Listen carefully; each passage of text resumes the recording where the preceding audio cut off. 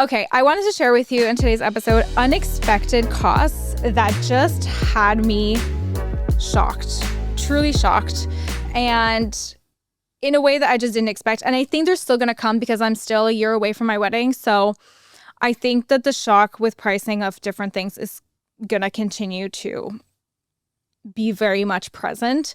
And if that does become the case, I will share new unexpected costs later down my planning journey. But for today, the first one that I could not believe for a few reasons was the price of a charger plate.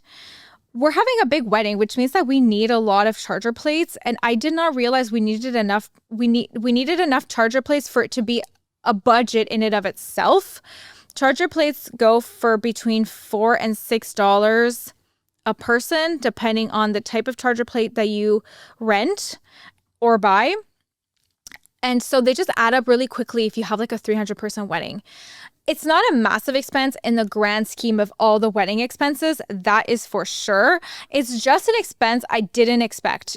It just a bit came out of nowhere, partly because I was under the impression that our venue was going to provide the charger plates complimentary, which was completely on me. They never said they would, but because in our discussions they had mentioned that we had some things included in the price, I just assumed that charger plates were part of those inclusions. Upon further inspection, I realized they are not. And so now I have to find a budget for charger plates, which I didn't previously allocate within my budget. It's not a biggest deal.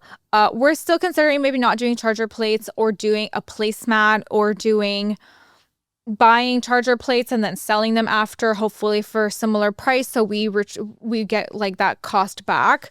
But those are kind of all the options I'm evaluating, because you can rent charger plates for around that price that I said. That price range is between $3 and $6. They can become a lot more if you go with something extra fancy and bougie, that's for sure. But ultimately, I think I'm probably going to end up buying charger plates and then just reselling them after to at least recover some of the price there, so that it kind of justifies this expense a little bit. But I'm still toying with maybe not even doing any charger plates at all. The next expense that sent me was wrapping the dance floor in vinyl. I did not think it was going to cost as much as it costs. The bigger the dance floor, the more expensive, obviously. And now it really makes me understand why couples choose not to wrap the dance floor, because similar to the charger plates, it's an expense that can add value but can also not add value. So if you're just wrapping the dance floor in white vinyl, I think that you may as well not wrap the dance floor at all, because it's just a white. Like, there's nothing visually interesting to the dance floor to justify that expense. If you're going to use your dance floor as a focal point with a fun design, it does cost a little bit more to do that in a vinyl, but at least it becomes a part of the decor.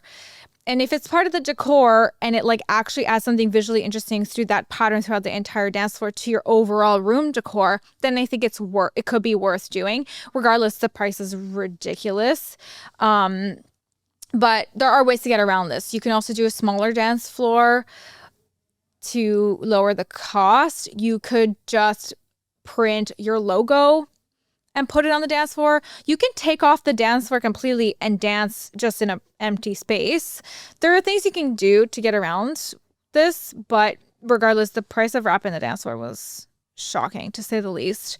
So far out of the two that I mentioned, I would love to know if you have had any unexpected costs that you just didn't expect. Like, there are some things that we expect. We obviously expect the catering, the food, the bar to be expensive, but things like charger plates and dance floors were unexpected to me. Would love to hear so far if you've heard of anything unexpected in your price range, what you're budgeting, in the comments below. The next thing that was not unexpected, I knew this was going to be the case, but the florals, it's not unexpected that it's so expensive. But regardless, shocking nonetheless. It's just shocking nonetheless how much they really, really ask for you to pay. And it doesn't make it okay. I don't know. This is a whole other discussion. But ultimately, the florals are crazy. And if you can find a florist who does faux florals, you're going to see a lot of cost reduced there. It's just a matter of trusting whoever's going to do your florals, which is hard. It's really hard to trust who's going to do your florals with your vision, with their attention to detail, with a lot of things. So anyway, all this to say, the florals are obvious, but nevertheless shocking. The next thing that had me shocked as well was the price of wedding design services. Not wedding planner, not wedding coordinator. I knew this would be expensive, and I knew what the prices of those would look like before I even got engaged. For whatever reason, I don't even know how I knew. I just knew kind of like what they cost.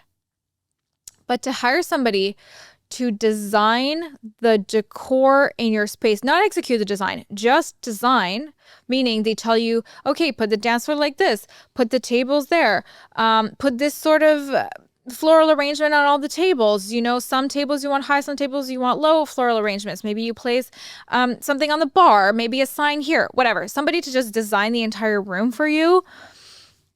I got the highest quote I got for this was $4,000, and I just thought, I'm not spending $4,000 to decorate this, to see visually how this room could be decorated. The ultimate hack here is to find a florist who will do this for you within the price. That's the ultimate hack. Do they exist? Meh, few and far between, but they exist. They do exist, but they're harder to find. I did stumble across this design tool that you can do 3D renderings of your space yourself. I'll put the link in the description box if I find it again, what design tool does this, but you can do it yourself, or you can hire somebody to do it for you in that design tool. And that was $1,000 for her to do the design for you. That was the starting price, which is less expensive than $4,000, but it's still a lot of money ultimately just to see visually what your room's going to look like. So if you're good at seeing visually yourself in your own brain, like how things go or how things will look, do not spend any money on this type of service. If you need help, like getting a visual representation of what things could look like, you can always mess around with ChatGPT. I did this a little bit. It didn't put together the nicest style images, but at least it gave me a slight idea of what things could look like. So that's just something to keep in mind. The next thing that I was shocked to see the prices of, shocked is, it depends here, but like wedding bands in general, they're not cheap. They're really not cheap. And you can go as cheap as buying a fake piece of jewelry completely just to make it work for the first couple of years. And then you spend some time saving to buy yourselves, you and your significant other, a nice piece of jewelry as those wedding bands. There are ways around this, but regardless, it's a big expense, a wedding band. You know, already the engagement ring is so expensive. You think you're kind of done with jewelry, but like ultimately you need a wedding band. So then you now all of a sudden need to budget for that expense too. So it could just become a lot overall. And those littler expenses, although, you know, still in the $1,000, they add up so quickly.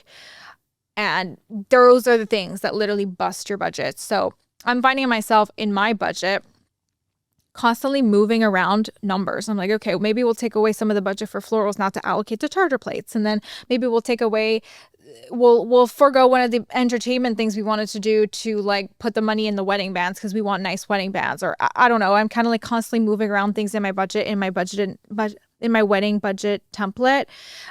It's a spreadsheet that I'll also link for you in the description box below that you can buy to help plan your entire wedding from 12 months out to like the day before, on top of budgeting and planning your wedding budget. It's all in that one spreadsheet that's compatible with Google Sheets. That's literally saving my wedding planning process because it allows me to not think about anything, keep anything in my brain. It's all in the spreadsheet.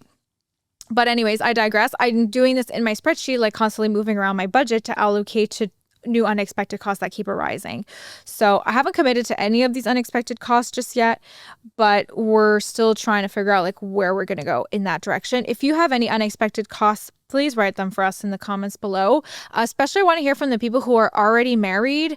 What, looking back, did they end up having to spend on that they didn't think they were going to have to spend on? And I also want to hear what you spent on that was worth it and what you spent on that was not worth it at all. If you have any crazy wedding horror stories related to your own wedding or a friend's wedding, feel free to share it with us at hello@weddingwednesdaypod.com. We're always looking for submissions. Of course, please rate, review, subscribe, do all the things because it does help our podcast grow, and we appreciate every single person who does take the time to do this. With that, I will see you in the next episode. Bye for now.